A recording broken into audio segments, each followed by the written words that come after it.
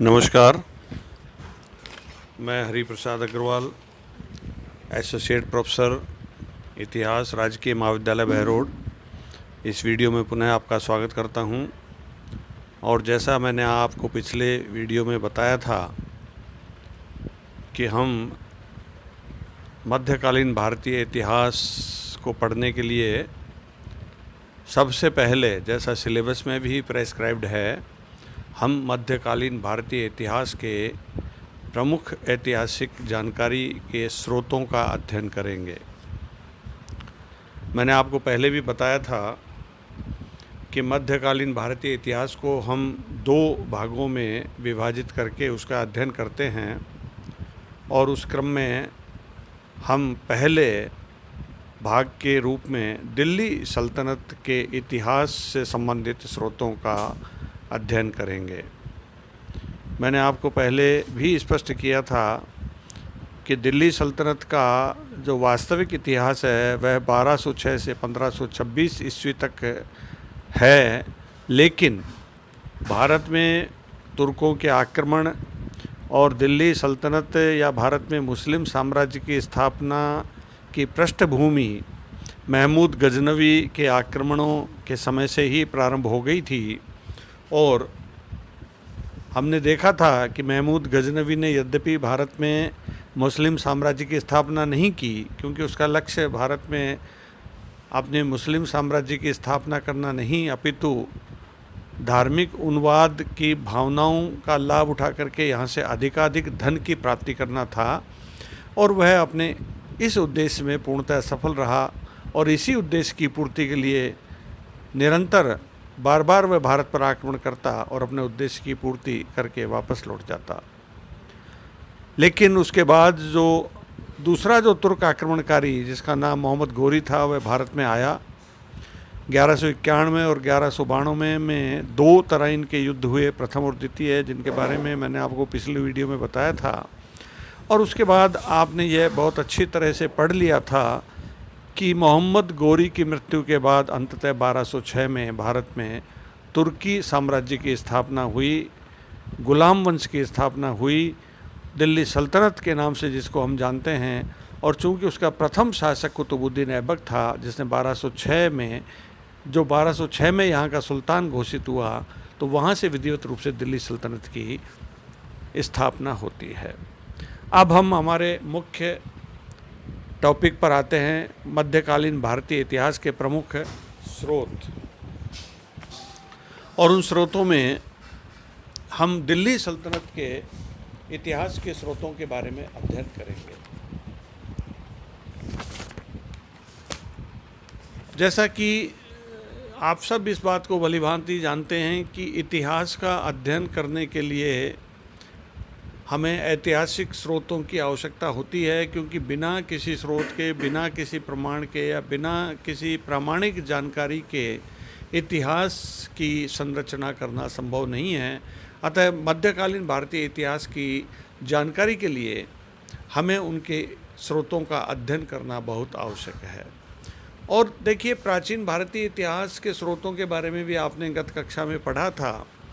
वहाँ हमें स्रोतों के बारे में कोई स्पष्ट स्रोत या बहुत ही प्रामाणिक स्रोत या लिखित स्रोत बहुत कम मात्रा में हमें प्राप्त होते हैं। हमें प्राचीन भारत के इतिहास के लिए अधिकतर पुरातात्विक स्रोतों पर निर्भर रहना पड़ा था।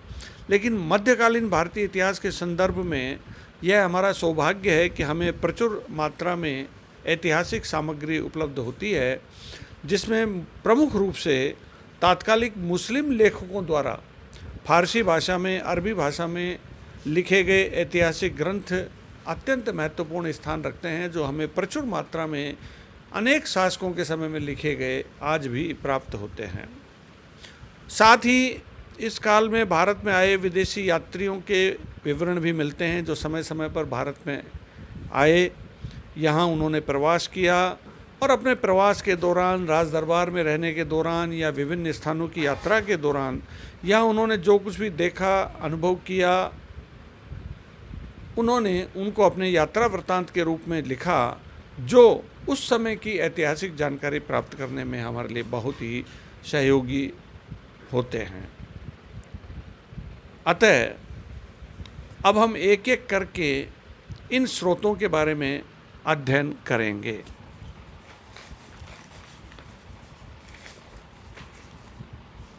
देखिए, सबसे पहले भारत में चूँकि 1000 से 1761 ईस्वी तक का अपना यह कालखंड है, और मैं आपको पहले बता चुका हूँ कि 1000 के लगभग महमूद गजनवी ने भारत पर आक्रमण करने शुरू कर दिए थे। और महमूद गजनवी के आक्रमणों के बारे में हमें सबसे ज़्यादा प्रामाणिक जानकारी के लिए एक ग्रंथ उपलब्ध होता है जिसका नाम है तारीख इल हुंद। तारीख उल हिंद के नाम से इस ग्रंथ को जाना जाता है। और इस ग्रंथ का जो लेखक था वो था अल बरूनी। अल बरूनी एक बहुत ही विद्वान था और वह मोहम्मद गोरी के समय में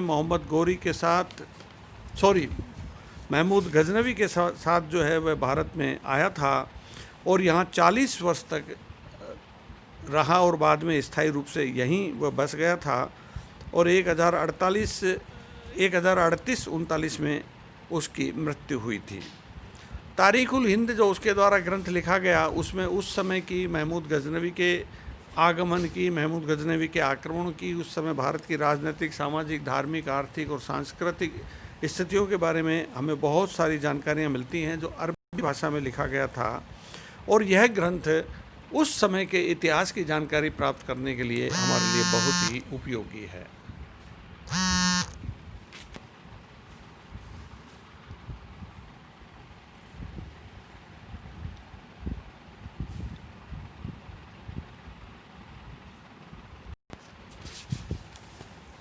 मिनहाज सिराज के बाद इस श्रेणी में अगला जो ग्रंथ आता है उसका नाम एक ऐसे लेखक का हम यहाँ उल्लेख करेंगे जिसने कई ग्रंथों की रचना की है और जो लंबे समय तक दिल्ली सल्तनत के शासकों की सेवा में रहा और जिसने अनेकानेक ग्रंथों के माध्यम से उस समय की बहुत सारी ऐतिहासिक घटनाओं के बारे में जानकारी प्रदान की।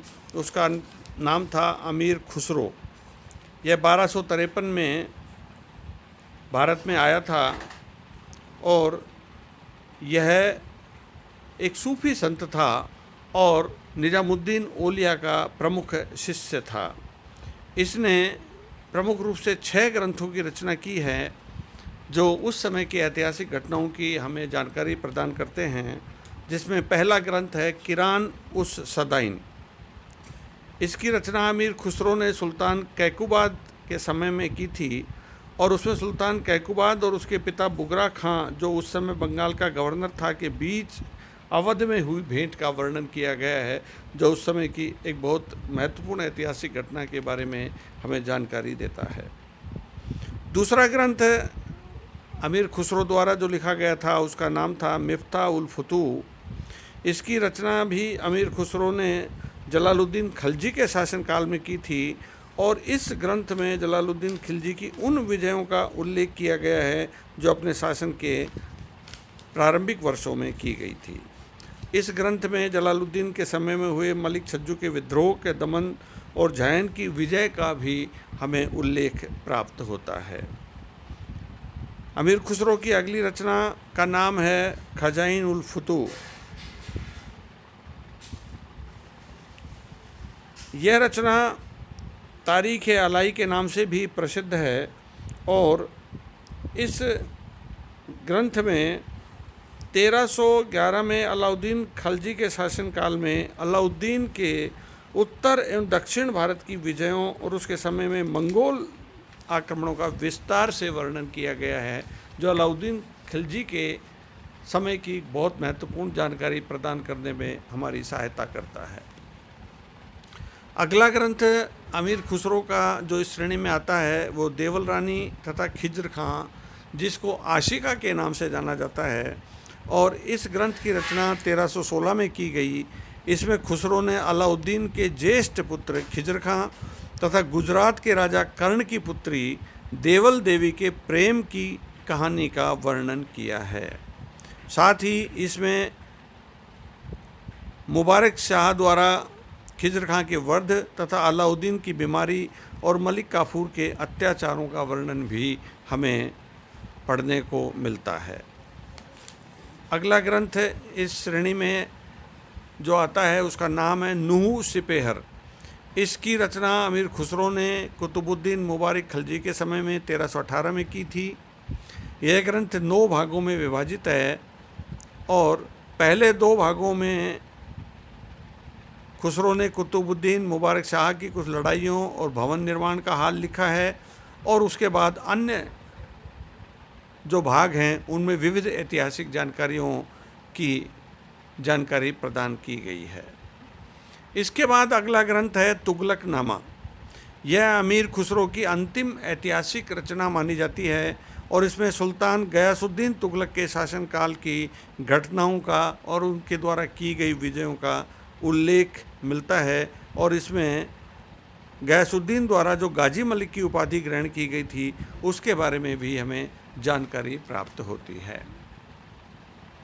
ये अमीर खुसरो की प्रमुख रचनाएं थी और इन सभी रचनाओं के अध्ययन के आधार पर हम कह सकते हैं कि अमीर खुसरो खिलजी वंश के और तुगलक वंश के शासन काल में जो भी जानकारियां हमें प्रदान करता है वह इतिहास के अध्ययन की दृष्टि से बहुत ही उपयोगी जानकारियां हैं। और अमीर खुसरो एक बहुत बड़ा विद्वान कवि था जिसने अनेकानेक रचनाओं काव्य के माध्यम से हमें काफ़ी ऐतिहासिक जानकारियां प्रदान की है। दिल्ली सल्तनत के और अन्य ऐतिहासिक ग्रंथों में एक प्रमुख नाम आता है तारीख़ फिरोज शाही, जिसका लेखक था जियाउद्दीन बर्नी। यह रचना भी मध्यकालीन भारतीय इतिहास में दिल्ली सल्तनत की जानकारी के इतिहास में बहुत ही महत्वपूर्ण है। और ये जो जियाउद्दीन बर्नी था ये मोहम्मद बिन तुगलक के समय में था और उसका बहुत विश्वास पात्र था और तुगलक का एक तरह से मित्र और दार्शनिक और मार्गदर्शक भी था। इसने मोहम्मद तुगलक के बारे में बहुत सारी जानकारियां हमें प्रदान की हैं और मोहम्मद तुगलक के साथ साथ इसने फिरोज़ तुगलक के शासनकाल की भी जानकारी हमें प्रदान की है और इसी कारण इसने अपने इस ग्रंथ का नाम तारीख़ फिरोज शाही भी रखा है। और इस ग्रंथ में कुल मिलाकर के हम ये कह सकते हैं कि तुगलक शासन के बारे में, तुगलक वंश के बारे में हमें बहुत सारी जानकारियाँ प्राप्त होती हैं जो उस समय के मोहम्मद बिन तुगलक और फिरोज़ तुगलक के अध्ययन में हमारी जानकारी का आधार बनती हैं और उनके आधार पर हम मोहम्मद तुगलक और फिरोज़ तुगलक के शासनकाल का अध्ययन कर पाते हैं। अगला ग्रंथ है फुतूहुल सलातीन। इसका लेखक इसामी था और इस ग्रंथ में भी हमें उस समय की बहुत सारी ऐतिहासिक जानकारियों के बारे में जानकारी प्राप्त होती है। अब हम ये देखेंगे कि एक ऐसा विदेशी यात्री भारत में आया था जिसने अपने विवरण में, जिसने अपने यात्रा वृत्तांत में हमें बहुत सारी जानकारियाँ प्रदान की हैं और उसमें पहला नाम आता है इब्न बतूता का रहेला। इब्न बतूता मोरक्को का निवासी था और इसने 14वीं शताब्दी में भारत की यात्रा की थी और इसने एक ग्रंथ लिखा था जिसका नाम था रहेला। और इस ग्रंथ में उसने दिल्ली सल्तनत के उस समय की हमारे को बहुत सारी जानकारियां प्रदान की हैं जो उस समय के इतिहास के जानकारी प्रदान करने में हमें बहुत सहायता करती है। अगला ग्रंथ है तारीख़ फिरोज शाही जो अफीफ़ के द्वारा लिखी गई थी। देखिए, तारीख़ फिरोज शाही बर्नी के द्वारा भी लिखी गई थी, लेकिन जो मुख्य ग्रंथ है वो तो बर्नी का ही है, लेकिन अफीफ़ ने भी उसी नाम से एक ग्रंथ लिखा है और उसने भी उस समय में फिरोज़ तुगलक के समय में बहुत सारी जानकारियां हमें प्रदान की हैं। अगला ग्रंथ है फतूहात फिरोज शाही। यह भी फिरोज़ तुगलक के समय में ही लिखा गया था क्योंकि फिरोज़ तुगलक के समय में बहुत सारे विद्वान उसके दरबार में थे और उन्होंने उस समय के इतिहास लिखने की दृष्टि से इन ग्रंथों की रचना की थी। और इस क्रम में अगला ग्रंथ आता है तारीख़ मुबारक शाही। इसकी रचना याहिया बिन अहमद सरिंदी ने की थी और इसमें सैयद वंश के बारे में हमें जानकारी मुख्य रूप से मिलती है, लेकिन यह चूँकि एक इतिहास ग्रंथ के रूप में लिखा गया है अतः पूर्व की घटनाओं का भी इसमें वर्णन किया गया है। तो ये थे प्रमुख रूप से वे ग्रंथ जो हमें सल्तनत कालीन के इतिहास की जानकारी प्रदान करने में सहायता प्रदान करते हैं। और इन ग्रंथों के अध्ययन के बाद, यद्यपि इन ग्रंथों में ये ग्रंथ उस समय के शासकों के पक्ष में लिखे गए थे, उनको खुश करने के लिखे गए थे, उनके प्रभाव में लिखे गए थे, लेकिन फिर भी ये कहा जा सकता है कि उस समय के समसामयिक रचनाएं होने के कारण उस समय के इतिहास के बारे में इनसे हमें बहुत सारी प्रामाणिक जानकारियाँ प्राप्त होती हैं। धन्यवाद। अगले वीडियो में हम मुग़ल साम्राज्य के इतिहास के जो प्रमुख स्रोत हैं उसकी चर्चा करेंगे।